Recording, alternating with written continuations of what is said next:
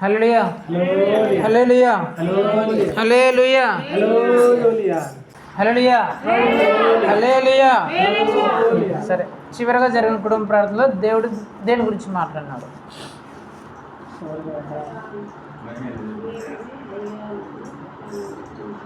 గట్టిగా చెప్పండి. చివరిగా కుటుంబ ప్రార్థన ఎక్కడ జరిగింది? నిన్న జరిగింది. అక్కడ జరిగిన కుటుంబ ప్రార్థనలో దేవుడు దేని గురించి మాట్లాడినాడు? హల్లెలూయా. చెప్పండి కొట్టండి. యెహోవా దయాళుడు అనే అంశం గురించి దేవుడు మాట్లాడినాడు.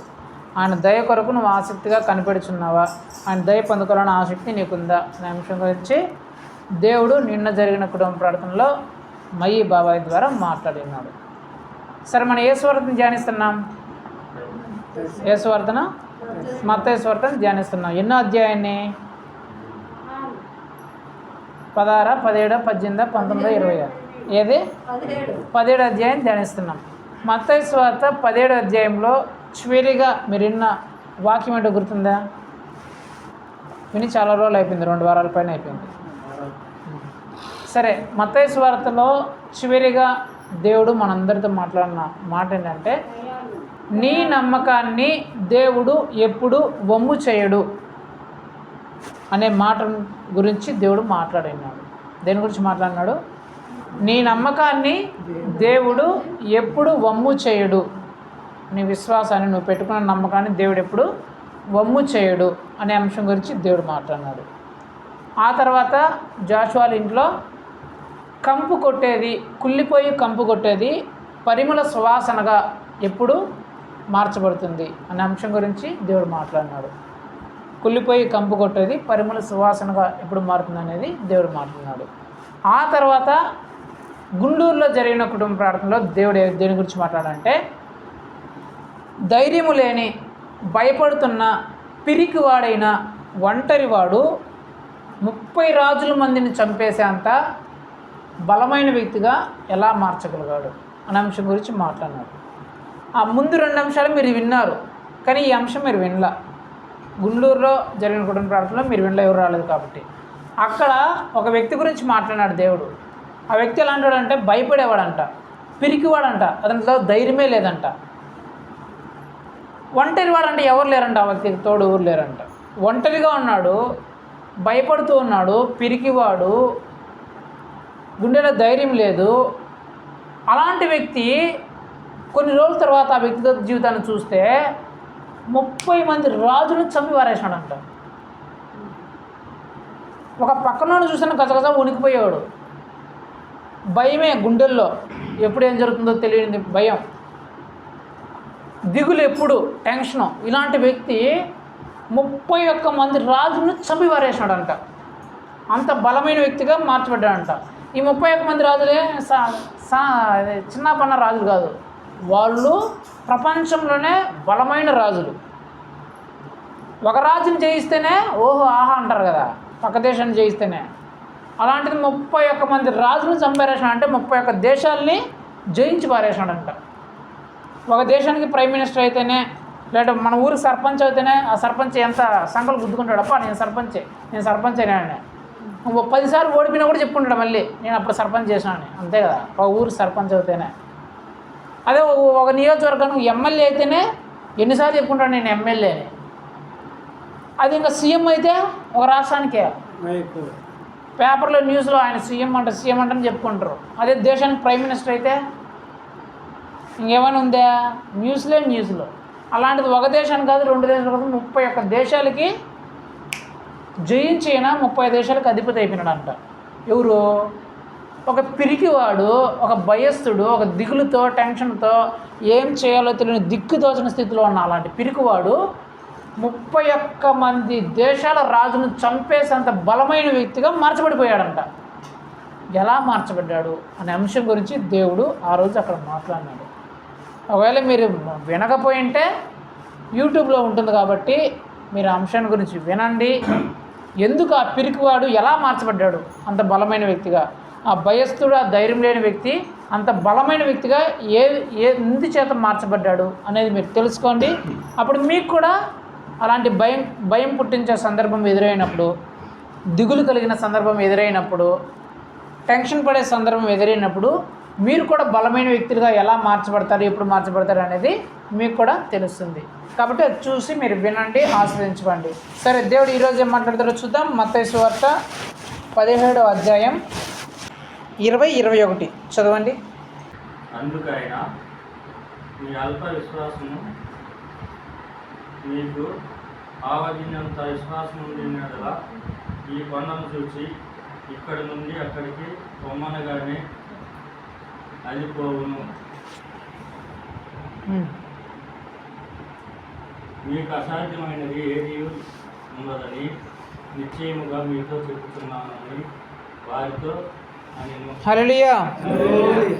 ఇక్కడ చెప్తున్న మాట, అందుకైన మీ అల్ప విశ్వాసము చేతనే మీకు ఆవగింజంత విశ్వాసం ఉండిన ఎడల ఈ కొండను చూచి ఇక్కడ నుండి అక్కడికి పొమ్మనగానే అది పోవును.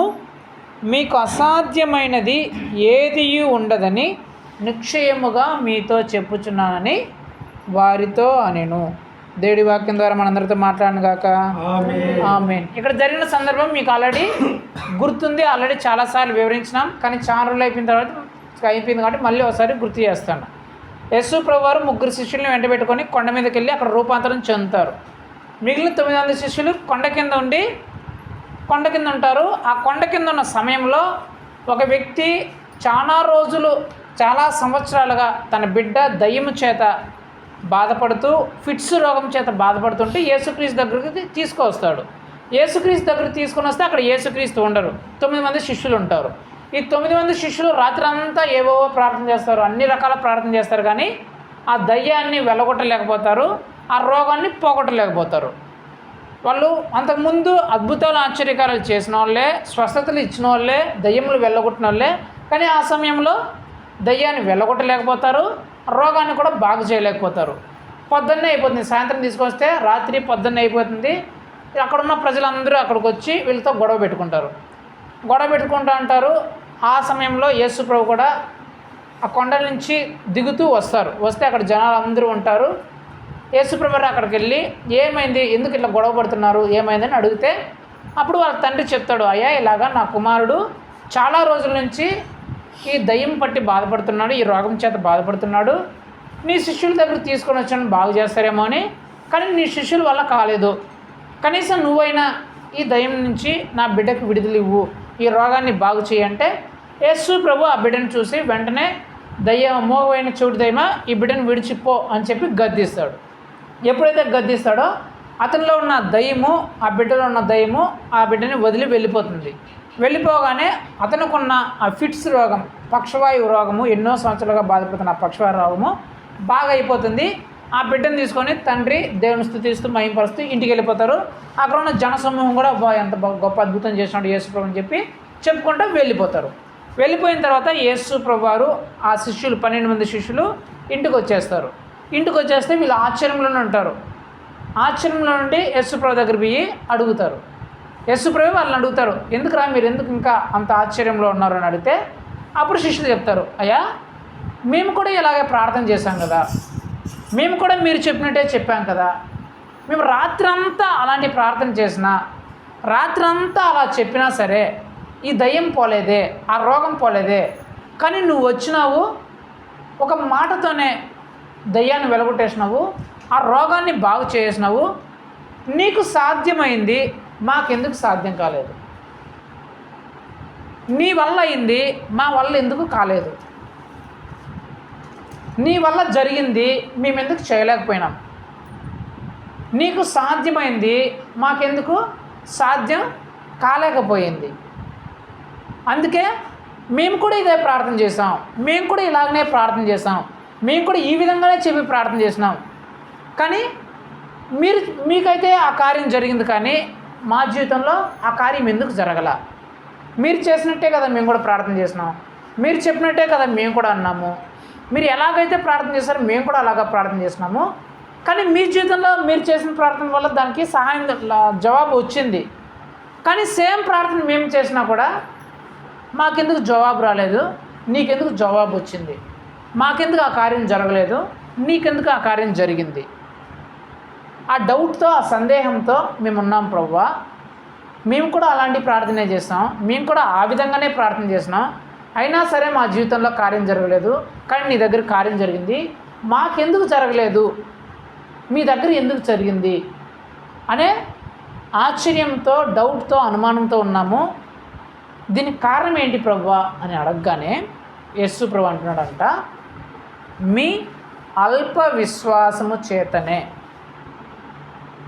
మీకు ఆవగింజంత విశ్వాసము ఉండిన ఎడల ఈ కొండను చూసి అక్కడ పొమ్మంటే ఆ కొండ అక్కడికి వెళ్ళిపోతుంది, మీకు అసాధ్యమైనది ఏదీ ఉండదు అని దేవుడు వారితో చెప్పాడు. యేసు ప్రభు అక్కడ చెప్తున్న మాట, మీకు ఆవగింజంత విశ్వాసము ఉండిన ఎడల అంటే వాళ్ళకి ఏం లేదు అక్కడ. దాని అర్థము ఏం లేదని, ఎంత ఎంత యేసు ప్రభు ఏం చెప్తున్నాడు, మీకు ఆవగింజ అంటే ఏం తెలిసిన, సాసోలు తెలుసు కదా, మీరు నల్ల వేస్తారు కదా కూరలో. సాసోలు ఎంత ఉంటుంది, దాని విత్తనం ఎంత ఉంటుంది, ఇంకా చిన్నది ఉంటుంది, నలుసు అంత ఉంటుంది అది. అంటే అంత చిన్న, అంటే కంటికి కనిపించినంత ఉంటుంది అది. యేసు ప్రభు ఏం చెప్తున్నాడు వీళ్ళతో, మీకు ఆవగింజంత విశ్వాసం ఉండిన ఎడల, మన భాష చెప్పంటే మీకు ఆవగింజంత విశ్వాసమైనా ఉండి ఉంటే అంటున్నా. అంటే ఏమని అర్థమో వాళ్ళకి, ఏమని అర్థమో వాళ్ళకి లేదని అర్థం. ఒరే నాయన, మీకు ఆవగింజంత విశ్వాసమైనా ఉంటే ఇలాంటి అసాధ్యమైంది సాధ్యమవుతుందిరా అని చెప్తున్నాడు కదా. దాని అర్థం ఏంటి, వాళ్ళకి ఆవగింజంత విశ్వాసం కూడా లేదని. ఈరోజు దేవుడు మనందరితో మాట్లాడుతున్న అంశం ఏంటంటే, యేసుక్రీస్తు శిష్యులకి నిజంగానే ఆవగింజంత విశ్వాసం కూడా లేదా? యేసు ప్రభు చెప్తున్నాడు వాళ్ళని చూసి, మీకు ఆవగింజంత విశ్వాసం అయినా ఉండింటే ఈ కార్యం జరిగి ఉంటుంది, నేను చేస్తుంటే మీరు చేసింటారు అని చెప్పినాడు కదా. నిజంగానే యేసుక్రీస్తు యొక్క శిష్యులకి ఆవగింజంత విశ్వాసం కూడా లేదా? ఆవగింజంత అంటే అసలు కంట్లో ఆ గింజ కనిపించదు. మనం అంత ఆవగింజ తీసుకొని దాంట్లో వేస్తే అది కనిపిస్తుందో తెలియదు. కూరలు వేస్తేనే ఒక గింజ వేసాను అనుకో, ఇన్ని గింజలు వేస్తాను, ఆ గింజలు ఏమన్నా ఎత్తుకోవాలంటే, పప్పులు వేసాను అనుకో ఎత్తుకోవాలంటే మనకు కళ్ళు కనిపించవు. ఒక గింజ వేస్తే కనిపిస్తుందా? ఇంకేడిపోతుంది ఆ పప్పులో. అదే దాని విత్తనం అయితే ఇంకా చిన్నది కదా, అస్సలే కనిపించదు కదా. అలాంటి విశ్వాసం కూడా వాళ్ళకి లేదా? అంత చిన్న విశ్వాసం కూడా లేదా వాళ్ళకి? నిజంగానే యేసుక్రీస్తు శిష్యులకి ఆవగింజంత విశ్వాసం కూడా లేదా? ఆవగింజంత విశ్వాసం లేకుండానే వాళ్ళు దయ్యాలను వెలగొట్టేసినారా? ఒకవేళ యేసు ప్రభు, రే మీకు కొండంత విశ్వాసం ఉండింటే ఈ కార్యం జరిగింటుందిరా, మీకు కొండంత విశ్వాసం లేదు అని అంటే, సర్లే వాళ్ళకి కొండంత విశ్వాసం లేదేమో అని అనుకునేటచ్చు. కొంచెమే విశ్వాసం ఉందేమో, కొండంత విశ్వాసం లేదులే అనుకునేటచ్చు కదా. నీకు కొండంత విశ్వాసం లేదేమిరా నా మీద, పర్వతం అంత విశ్వాసం లేదేమిరా నా మీద, ఈ ప్రపంచం అంత విశ్వాసం లేదేమిరా నా మీద, అంత పెద్ద విశ్వాసం లేదేమిరా నా మీద అని అంటే, సర్లే యేసు ప్రభు చెప్పిన దాంట్లో నిజమేలేబ్బా, ఆ కొండంత విశ్వాసం లేదేమో, ఆ పర్వతం అంత విశ్వాసం లేదేమో, ఈ ఆకాశం అంత విశ్వాసం వీళ్ళకి లేదేమో, అందుకే చేయలేకపోయినారేమో అని అనుకోవచ్చు. కానీ యేసు ప్రభు ఏమంటున్నాడు, మీకు ఆవగింజంత విశ్వాసం కూడా లేదు కదరా, అంటే అంత చిన్న శాశ్వతంత విశ్వాసం కూడా మీకు లేదా అని అంటున్నాడు కదా. నిజంగానే యేసు ప్రభు శిష్యులకి ఆ శాశ్వతంత ఆవగింజంత విశ్వాసం కూడా లేదా?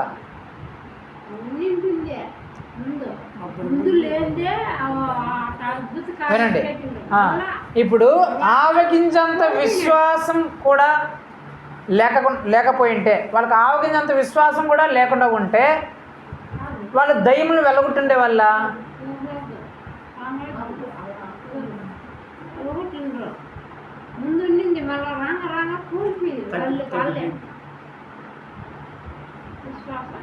హల్లెలూయా. వాళ్ళకి ఆవగింజంత విశ్వాసం లేకుండానే, ఆవగింజంత పక్కన ఉండే వాళ్ళకి విశ్వాసం లేకుండానే దయ్యములు వెళ్ళగొట్టగలగరా? పెద్ద పెద్ద పాస్టులను చెప్పుకునే వాళ్ళే, గొప్ప విశ్వాసాలు చెప్పుకునే వాళ్ళే దయ్యం వస్తే ప్రార్థన చేస్తే అది పోనే పోదు. కానీ వీళ్ళు భయంకరమైన దయ్యాలను కూడా వెళ్ళగొట్టేశారు. అంటే వీళ్ళకి విశ్వాసం లేదా? ఇంకా ఎంత పెద్ద గొప్ప విశ్వాసం ఉండాలా? వీళ్ళకి విశ్వాసం లేకుండానే చచ్చిపోయే వాళ్ళని లేపేసినారా? విశ్వాసం లేకుండా కుష్ఠరోగులు బాగు చేసినారా? విశ్వాసం లేకుండానే అద్భుత కార్యాలు చేసినారా? విశ్వాసం లేకుండానే గుడ్డి వాళ్ళకి కళ్ళు ఇచ్చేసినారా? విశ్వాసం లేకుండానే చోటి వాళ్ళకి చెవులు ఇచ్చేసినారా? విశ్వాసం లేకుండానే కుంటి వాళ్ళు నడిచేలా చేసినారా? విశ్వాసం లేకుండానే మూగ వాళ్ళకి మాటలు ఇచ్చేసారు. వీళ్ళు ఎంత గొప్ప విశ్వాసం ఉంటే అందరమే విశ్వాసమే కదా. అందరం దయ్యం వెళ్ళగొట్టగలమా? అందరం స్వస్థతలు చేయగలమా? అందరం కుష్ఠరోగులను బాగు చేయగలమా? అందరము ఏదైనా కళ్ళు ఇవ్వగలమా? అందరం కాళ్ళు ఇవ్వగలమా? అందరం విశ్వాసమే కదా. అందరూ విశ్వాసం అయినా సరే అవి చేయలేం కదా. కానీ యేసుప్రభు శిష్యులు చేస్తారా లేదా? మరి అందరికంటే ఇంకా ఎక్కువ విశ్వాసం ఉండడం వల్లే కదా చేస్తారు. తక్కువ విశ్వాసం ఉంటే చేయలేరు కదా. ఎక్కువ విశ్వాసం ఉంది కాబట్టి చేయగలరు. మీకు అర్థమయ్యే భాష చెప్తా. ఆ సిలిండర్ ఉంది కదా, ఆ సిలిండర్ వాడు ఎత్తగలడా? నేను ఎందుకు ఎత్తగలను? నేను వాడికంటే బలం ఎక్కువ కాబట్టి. ఎందుకు? వాడికంటే బలం ఎక్కువ కాబట్టి ఆ సిలిండర్ ఎత్తగలను. వాడికి బలం ఉందే లేదా?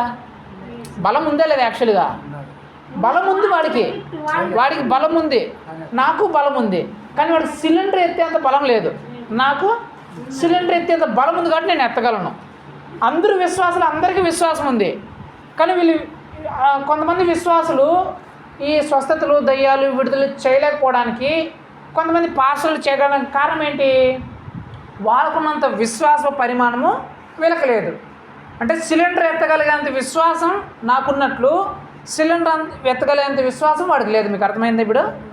అంటే దయ్యములను వెళ్ళగొట్టేంత విశ్వాసము, స్వస్థతనిచ్చేంత విశ్వాసము, విడుదలనిచ్చేంత విశ్వాసము వారికి ఉన్నట్టు, పాస్టర్లకు ఉన్నట్లు విశ్వాసం ఉండకపోవచ్చు. వాళ్ళకి విశ్వాస పరిమాణం తక్కువ ఉండొచ్చు, విశ్వాసం ఉండొచ్చు కానీ తక్కువ ఉండొచ్చు. కాబట్టి వాళ్ళు వెళ్ళగొట్టలేకపోయారు.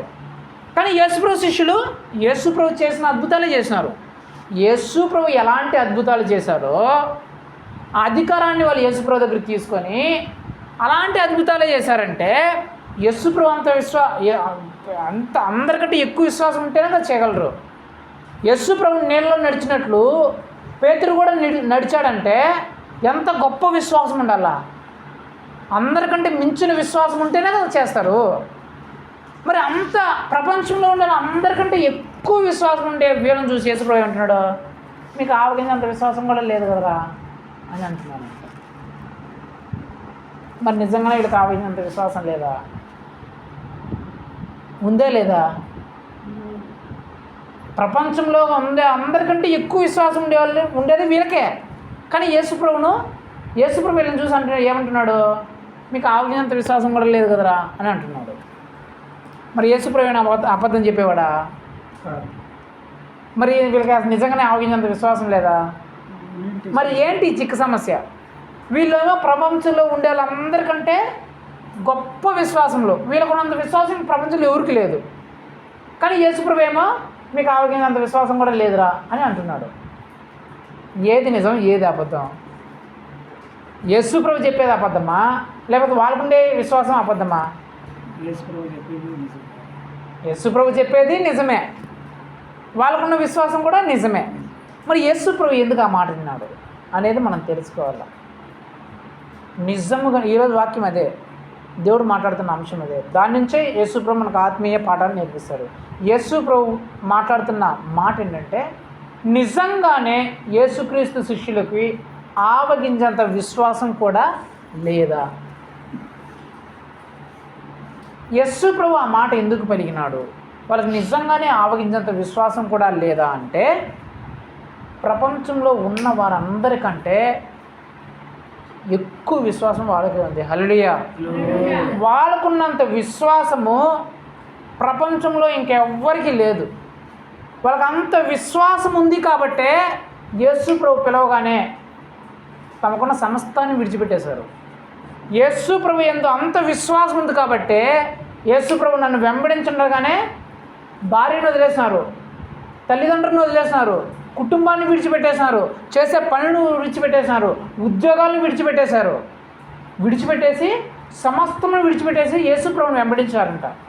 ఒక తెలియని వ్యక్తి వచ్చి నాతో పాటు రా అంటే మనం వెళ్ళగలమా? నమ్మి వెళ్ళగలమా?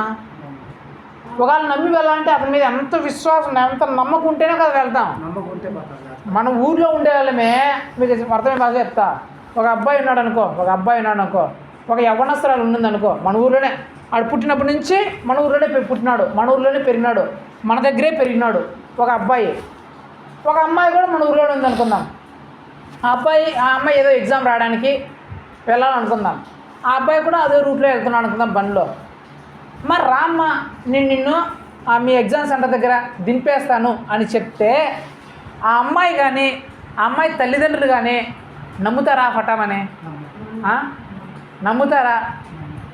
వాడేమన్నా పరాయుడా, వేరే ఊరోడా, తెలియనోడు కాదు, మనూరేడైనా సరే, ఎన్నో సంవత్సరాలుగా మన ఊర్లో పెరుగుతున్నా సరే, చిన్నప్పటి నుంచి వాడిని చూస్తున్నా సరే, కానీ ఒకసారిగా రామ్మ నేను వదులుతాను అంటేనే మనకు భయము, మనకు నమ్మకం ఉండదు అతని వ్యక్తి మీద. అలాంటిది యేసు ప్రభు వీళ్ళు ఎప్పుడు చూడలా, ఎప్పుడు పరిచయం కూడా లేదు, ఎప్పుడు చూడలేదు. కానీ యేసు ప్రభు వాళ్ళని చూసి నన్ను నమ్మి నా వెంట వచ్చేస్తారా అనగానే తల్లిదండ్రులు వదిలేశారంట, భార్య పిల్లలను వదిలేశారంట, చేసే పనులు వదిలేశారంట, ఉద్యోగాలను వదిలేశారంట, అన్నీ వదిలేసి నమ్మి వెళ్ళిపోయారంట యేసు ప్రభుతో. ప్రపంచంలో ఎవరికైనా అంత నమ్మకం ఉంటుందా? చెప్పండి మీరు, అంత విశ్వాసం ఉంటుందా? దీన్ని బట్టి మీకు ఏమర్థమవుతుంది? వాళ్ళకున్న విశ్వాసం ప్రపంచంలో ఇంకెవ్వరికీ లేదు. యేసుక్రీస్తు శిష్యులుగా 12 మంది శిష్యులకు ఉన్న విశ్వాసము ప్రపంచంలో ఇంకెవ్వరికీ లేదు. ఒక మాటతో చెప్తేనే మళ్ళీ 2 రోజులు తీసుకొని వస్తాను, 3 రోజులు తీసుకొస్తాను, నెల తర్వాత వస్తానని చెప్పలా. పిలువగానే అన్ని అప్పటికప్పుడు వదిలేసి వచ్చేసినారంట. ప్రపంచంలోనే ఎవ్వరికి లేనంత విశ్వాసం వీళ్ళకుంది. వీళ్ళకున్న విశ్వాసం ప్రపంచంలో ఇంకెవ్వరికి లేదు. అలాంటి వ్యక్తులను చూసి యేసు అంటున్నాడు మీకు ఆవగినంత విశ్వాసం కూడా లేదే అని అంటున్నాడు కదా. ఎందుకు ఆ మాట అన్నాడు? నిజమేనా అంటే నిజమే. వారికి ఆవగింజంత విశ్వాసం కూడా లేకపోవడం నిజమే. దేవుని యందు ఆవగింజంత విశ్వాసం కూడా వాళ్ళకి లేకపోవడం నిజమే. ప్రపంచంలో ఎవ్వరికీ లేనంత విశ్వాసం ఉన్న వాళ్ళకున్నంత విశ్వాసం ప్రపంచంలోని ఇంకెవ్వరికి లేదు అని పిలిపించుకున్న వాళ్ళకి ఆవగింజంత విశ్వాసం కూడా లేకపోవడం నిజమే. యేసు ప్రభు చెప్పిన ఆ మాట కూడా నిజమే. ఎందుకో తెలుసా? వాళ్ళకి ప్రపంచం అంతా విశ్వాసం ఉంది, ప్రపంచంలో ఎవ్వరికి లేనంత విశ్వాసం ఉంది, కానీ అంత విశ్వాసము ఎక్కడ లేదు. అది సందర్భం. అర్థమైందా? వాళ్ళకి ఆవగింజంత విశ్వాసం ఎక్కడ లేదు తెలిసిన?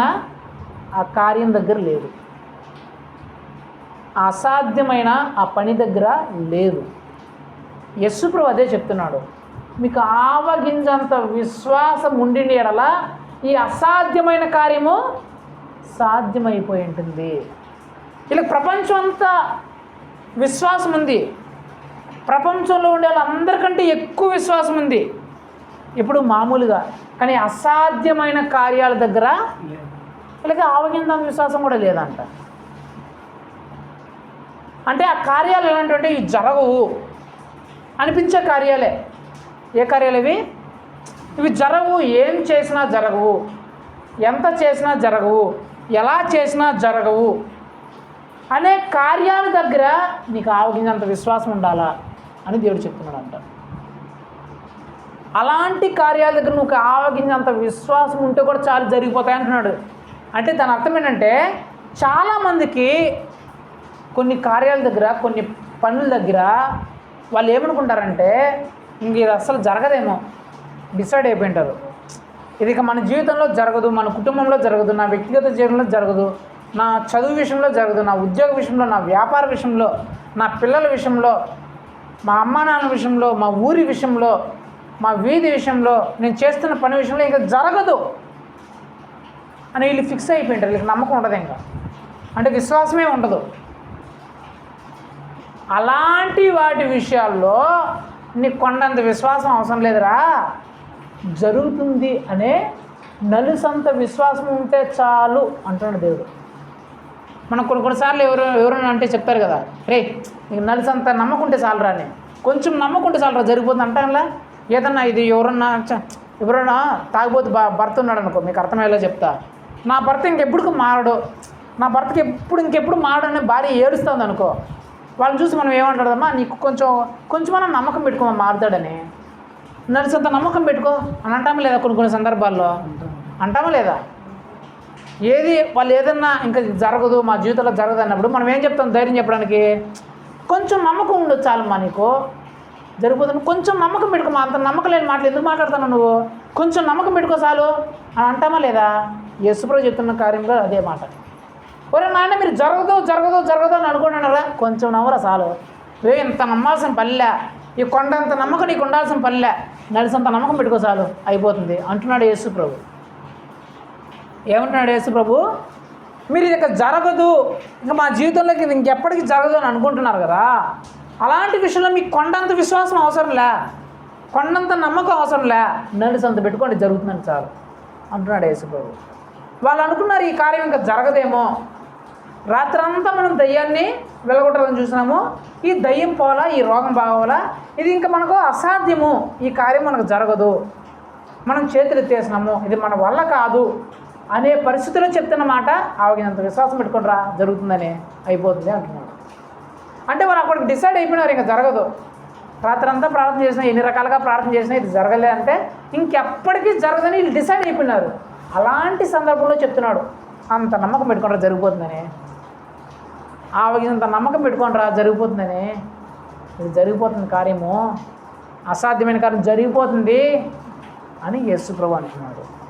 అమ్మా ఏనండి, మీ జీవితాల్లో కూడా, మీ వ్యక్తిగత జీవితంలో కావచ్చు, మీ భర్త విషయంలో కావచ్చు, మీ భార్య విషయం కావచ్చు, మీ పిల్లల విషయంలో కావచ్చు, మీ చదువు విషయంలో కావచ్చు, మీ ఉద్యోగం విషయంలో, మీ వ్యాపారం విషయంలో, మీ సేవ విషయంలో, మీ సంఘం విషయంలో, మీ మందిరం విషయంలో, మీ ఊరి విషయంలో మీరు అనుకుంటూ ఉండొచ్చు, ఇంకా మన వల్ల కాదు, ఇది అసాధ్యము, ఇంకా మన కుటుంబంలో ఇది జరగదు, మన వ్యక్తిగత జీవితంలో ఇది జరగదు, మన ఊరిలో ఇది జరగదు అని మీరు అనుకుంటూ ఉండొచ్చు.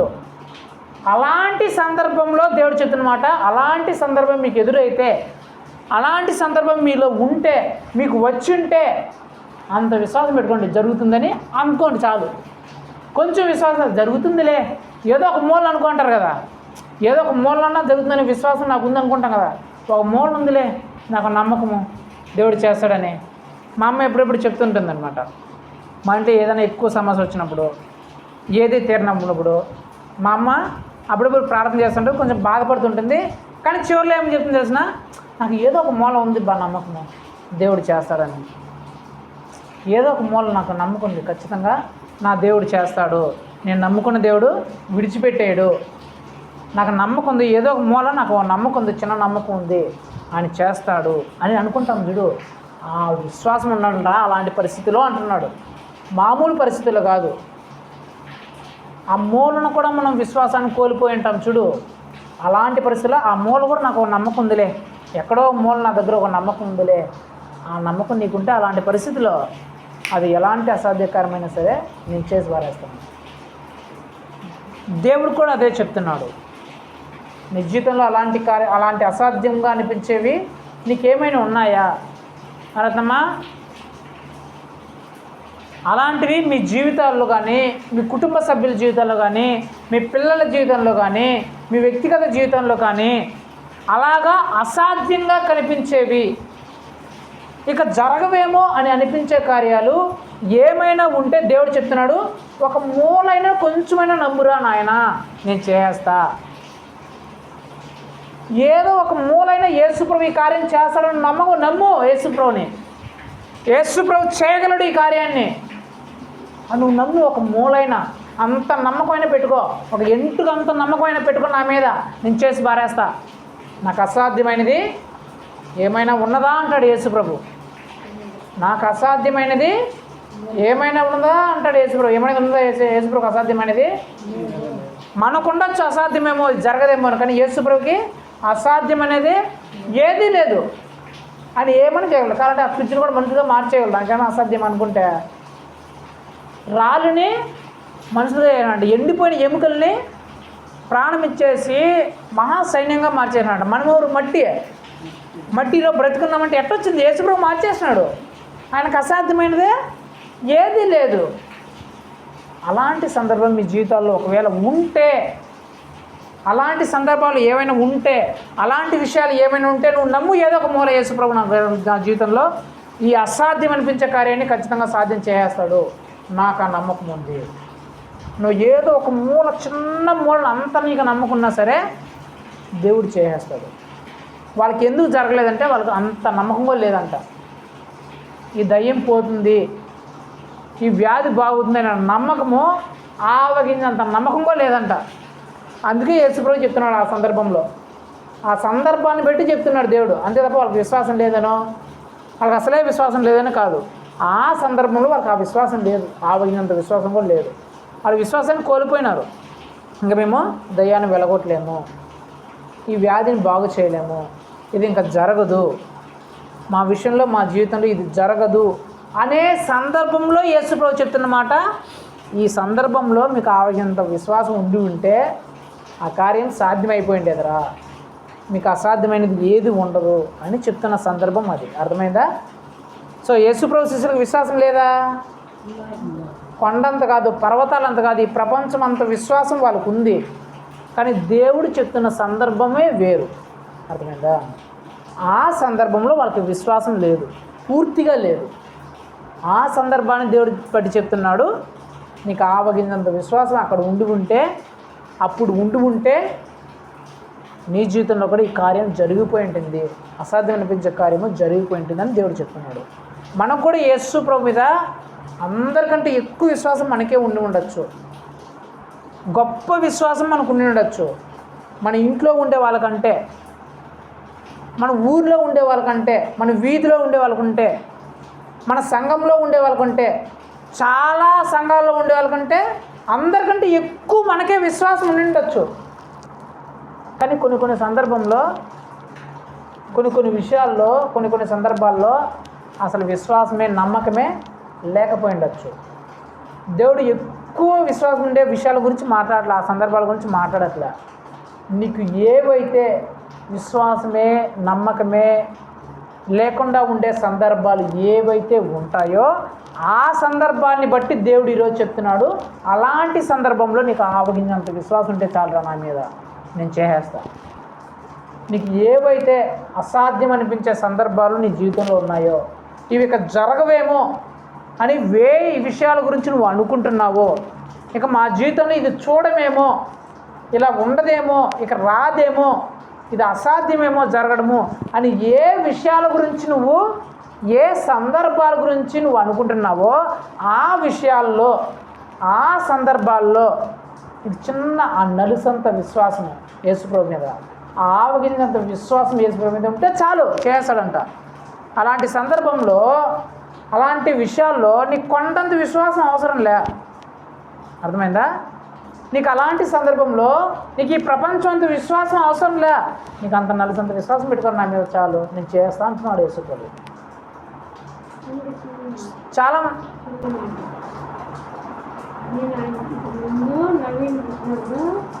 ఒక సంవత్సరం బిడ్డప్పుడు హైదరాబాద్ నాకు పోతానే మా అన్న నా బిడ్డ కడుపునొప్పి వచ్చి ఆపరేషన్ చేయాలా, వాడు బతకడు, ఈయన మా బిడ్డను కనుక్కొని మా తాను చేసి నాకు లేకపోయాడని పుట్టాడు కదా, ఆ బిడ్డను చూసుకొని నేను ఉంటాను, చావుకోవాలి వాడు పోయిందబ్బా, లేడా దేవుడు, ఈ బిడ్డ నువ్వు ఎక్కువ పట్టుకుంది, డాక్టర్ చెప్పి ఆపరేషన్ చేయాలంటున్నాడు, వాళ్ళ అమ్మాయిలంటే చేయమంటాను కానీ నాకు ఫోన్ చేసాను, నువ్వు వచ్చేనే నీ బిడ్డ బతికావు లేదా బతుకులు అని చెప్పాను.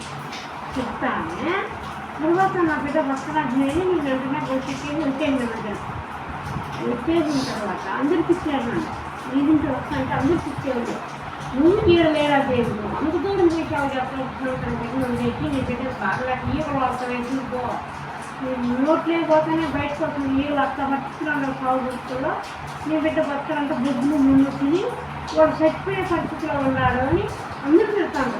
ఇచ్చేటప్పుడు నాకు అర్థం కాదు, బిడ్డను ఇస్తాను అదే పరిస్థితిలో వాడు ఉన్నాడు చూస్తానే, సాగు ఫీల్ కావాల్సి వస్తాడు. ఆ బిడ్డను ఎత్తుకున్నా వచ్చి రాస్తాడు, బిడ్డను ఎత్తుకున్నా బండి వేసుకున్నా ప్రభువా నీ షాప్కై నేను వచ్చిన కాదంటున్నా. నా బిడ్డకి పరిస్థితి వచ్చింది, దానివల్ల నా బిడ్డ సాగుతూ ఉండాలి. నా బిడ్డను కాపాడేసాయా, నా బిడ్డని ఈరోజు దర్శించండి ప్రభా, నువ్వు ముట్టుతండి. నీ స్వస్థ, నీ బలము, నీ శక్తి ఉంటే నా బిడ్డని ఇప్పుడే బాగు చేయి. నేను బాగు చేసిన దాకా నేను వదలని ఎప్పుడైతే నేను గట్టి ప్రార్థన చేస్తానో అందులో నేను ఎప్పుడైతే కారు అని పడుకునేదో వారి కింద పడిపోయేదో ఏ పక్కన వారి ముడతా ఆ రాత్రి రెండు బాగుండాలి, స్వస్థ అయింది. ఆ పొద్దున్న ఎత్తుకొని మా ఆయన నన్ను పెడతా తీసుకున్నా. అయ్యా డాక్టరు చనిపోతాడని డాక్టరు, అయ్యా ఈ బిడ్డ పురుగులకు లేదు, ఏమీ లేదు, బాగా అయిపోయింది, ఆపరేషన్ చేయని అవసరం లేదు, ట్యానిక్ వేసుకుంటుంటే బాగా అయిపోయాడు.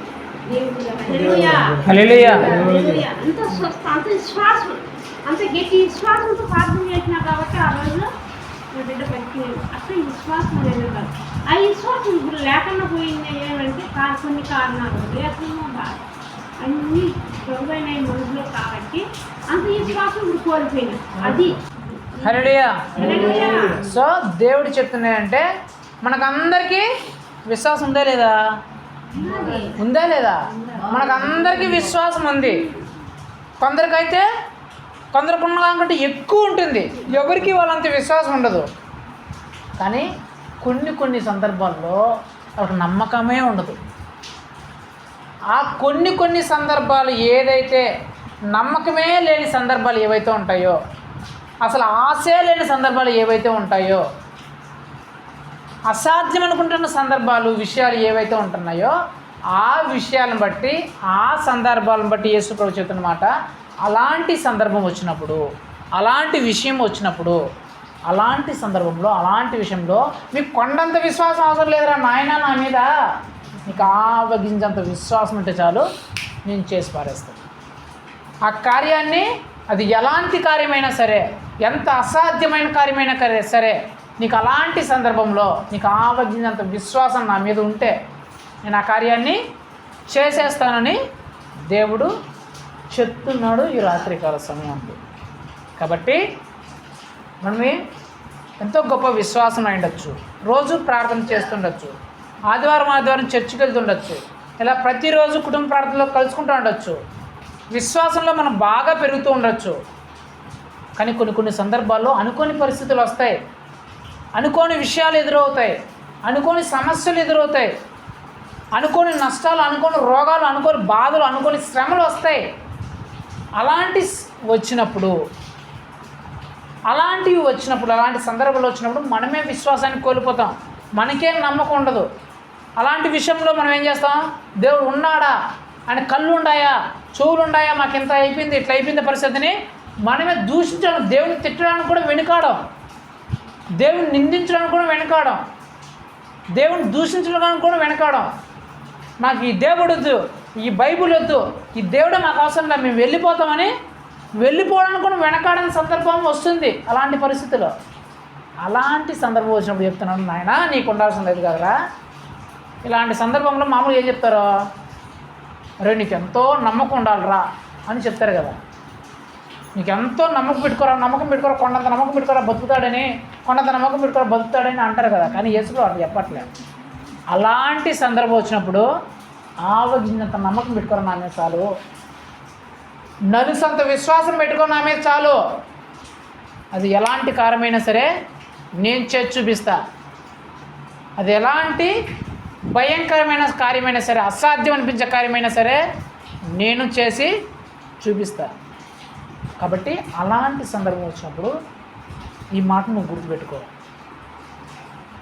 రాదని చెప్పట్లే దేవుడు, ఖచ్చితంగా అలాంటి సందర్భాలు వస్తాయి మన జీవితంలో, మన కుటుంబ సభ్యుల జీవితంలో, మన వ్యక్తిగత జీవితంలో, మన కుటుంబంలో, మన ఉద్యోగంలో, మన వ్యాపారంలో, మనం చేస్తున్న పనిలో అలాంటి సందర్భాలు వస్తాయి. సాతాను పని అది. సాతాను పని నేను దేవుడి నుంచి దూరంగా పంపించేయాలా, దూరంగా లాక్కొని వెళ్ళిపోయి మళ్ళీ ఈ పాపిష్టి లోకంలో పడేసి నేను నరకానికి తీసుకెళ్ళాలని. అలా సాతాను పండగ పడినప్పుడు వాడు చేసే పని నీకు అసాధ్యం అనిపించే కార్యాలను నీ జీవితంలో పంపించడం, నీ జీవితంలో ఇక ఇది వెళ్ళదేమో, జరగదేమో అనే కార్యాలని వాడు తీసుకురావడం. అలాంటి కార్యాలు వచ్చినప్పుడు దేవుడు చెప్తున్నాడు, ఈ మాట గుర్తు చేసుకో, నీకు ఆవగింజంత విశ్వాసం నా మీద పెట్టుకో. అలాంటి సందర్భం వచ్చినప్పుడు అది ఎలాంటి కార్యమైనా సరే నేను చేసి చూపిస్తాను అని దేవుడు రాత్రికాల సమయంలో ఒక వాగ్దానంగా మనకు దాన్ని దయచేస్తున్నాడు. కాబట్టి మనందరము విశ్వాసమే, యేసుక్రీస్తు యందు ఎక్కువ విశ్వాసంలో ఉన్న వాళ్ళమే. కానీ కొన్ని భయం పుట్టించే పరిస్థితులు ఎదురైనప్పుడు, కొన్ని సందర్భాలు ఎదురైనప్పుడు మనం భయపడిపోతాము. అమ్మో ఏమైపోతుంది, ఏమో ఎందుకులే అనే భయం మనలో వచ్చేస్తుంది. ఇది జరగదేమో కాదనే టెన్షన్లు, భయములు మనకు వచ్చేస్తాయి. అలాంటి సందర్భంలో యేసు ప్రభు మీద నీకు ఆవగింజంత విశ్వాసం ఉంటే ఆ కార్యాలను దేవుడు చేసేయడానికి, నీ భయం అంతటిని వెలగొట్టేసేయడానికి దేవుడు కూడా సిద్ధముగా ఉన్నాడు. అసాధ్యం అనిపించే కార్యాలను సాధ్యం చేసి చూపించి నీ కన్నులను ఆశ్చర్యంతో నింపేలాగా దేవుడు చేయబడ్డాడు. వాళ్ళకి అది అసాధ్యమా కాదా వాళ్ళ దృష్టిలో? కానీ యేసు ప్రభు సాధ్యం చేసి చూపించాడా లేదా? దయ్యం వెలవడం వాళ్ళకి అసాధ్యం అయిపోయింది, కానీ ఆ కార్యం అట్లా నిలిచిపోయిందా? యేసు ప్రభు ఆ దయ్యమును, ఆ రోగాన్ని వెళ్ళగొట్టేసి వాళ్ళ కన్నులు ఏం చేసినాడు? ఆశ్చర్యంతో నింపేసినాడు. వాళ్ళనే కదా అక్కడున్న ప్రజలందరినీ, వాళ్ళ నాన్నని, ఆ తండ్రిని, ఆ కొడుకుని, ఈ శిష్యుల్ని కూడా ఎలా నింపేసినాడు? ఆశ్చర్యంతో. ఇది కళా నిజమా అనే ఆశ్చర్యంతో నింపేసినాడా లేదా? అలాంటి సందర్భాలు నీకు వస్తే, అలాంటి సందర్భంలో నీకు ఆవగింజంత విశ్వాసమైన నీకుంటే నీ జీవితం కూడా ఆశ్చర్యంతో, ఇది కళా నిజమా, ఇలా జరుగుతుందని నేను అనుకోలేదే, ఇది కళా నిజమా అని నువ్వే ఆశ్చర్యపోయేలాగా దేవుడు కార్యాలు చేయడానికి నీ జీవితంలో కూడా సిద్ధంగా ఉన్నాడు. కాబట్టి అలాంటి సందర్భం ఎదురైనప్పుడు నువ్వు దేవుని ఎడల నమ్మకం పెట్టుకుంటే నీ జీవితంలో కూడా ఇది కళా నిజమానే నువ్వే ఆశ్చర్యపోయేంత, చూసేవాళ్ళు, నీ జీవితాన్ని చూసే వాళ్ళందరూ ఆశ్చర్యపోయేంత అసాధ్యమైన కార్యాలను కూడా సాధ్యం చేయడానికి కూడా యేసు ప్రభువారు సిద్ధముగా ఉన్నాడు. అలాంటి కృప మనకందరికీ దేవుడు దయచేయను గాక. కళ్ళు మూసుకొని ప్రార్థన చేసుకుందాం. మహోన్నతుడ, సర్వోన్నతుడ, సర్వశక్తి గల దేవ, యేసయ్య నీ బలమైన, ఘనమైన, శ్రేష్టమైన, పరిశుద్ధమైన నామం బట్టి మీకు స్తోత్రం చెల్లిస్తున్నాం ప్రభా. ఇదిగో తండ్రి, ఈ రాత్రికాల సమయం తండ్రి, మీరు ప్రభా నా ద్వారా మా అందరితో మీరు మాట్లాడిన ప్రతి ఒక్క మాటను బట్టి మీకు స్తోత్రం చెల్లిస్తున్నాం ప్రభా. ఇదిగో తండ్రి, మీరు మాట్లాడినారు తండ్రి. నిజంగానే యేసుక్రీస్తు శిష్యులకి ఆవగింజంత విశ్వాసం కూడా లేదా అనే అంశం గురించి మాట్లాడుతూ ప్రభా, ఈ ప్రపంచంలో ఉన్న వారందరికంటే ఎక్కువ విశ్వాసం వారికే ఉంది. వారికి ఉన్నంత విశ్వాసం ఈ ప్రపంచంలో మరి ఎవ్వరికీ లేదు. అయితే వారికి ఆవగింజంత విశ్వాసం కూడా లేని సందర్భం ఈ సందర్భం అని మాకు తెలియజేసిన విధానాన్ని బట్టి మీకు స్తోత్రం చెల్లిస్తున్నాం ప్రభా.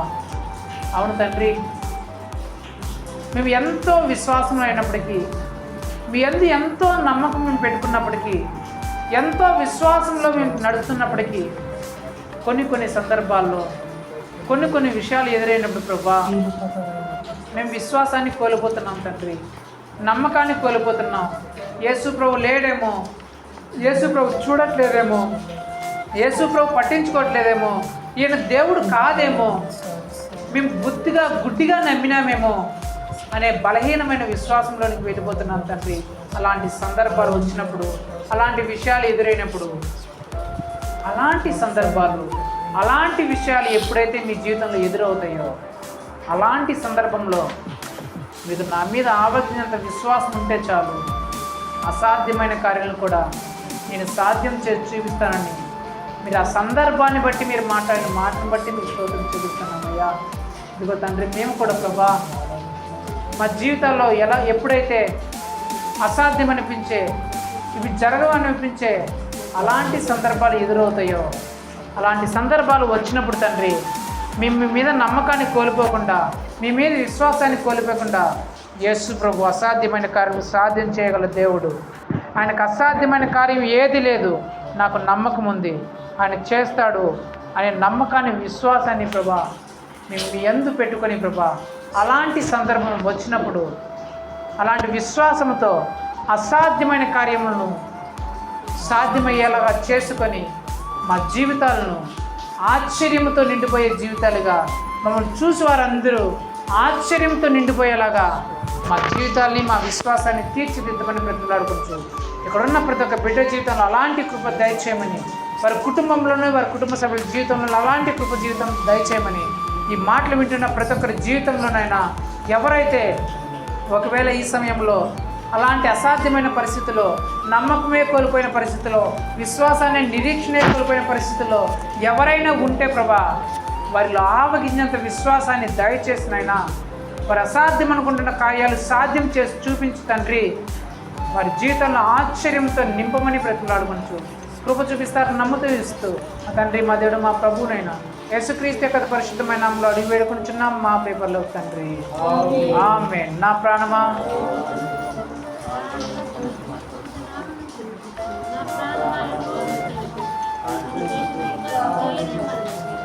ఆమేన్.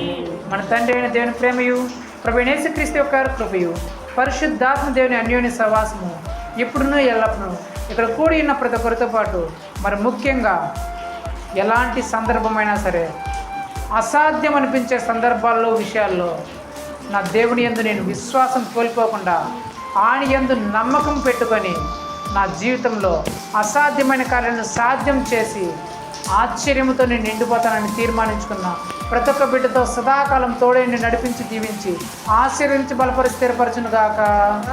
ఆమేన్. హల్లెలూయా, హల్లెలూయా, హల్లెలూయా. ప్రైజ్.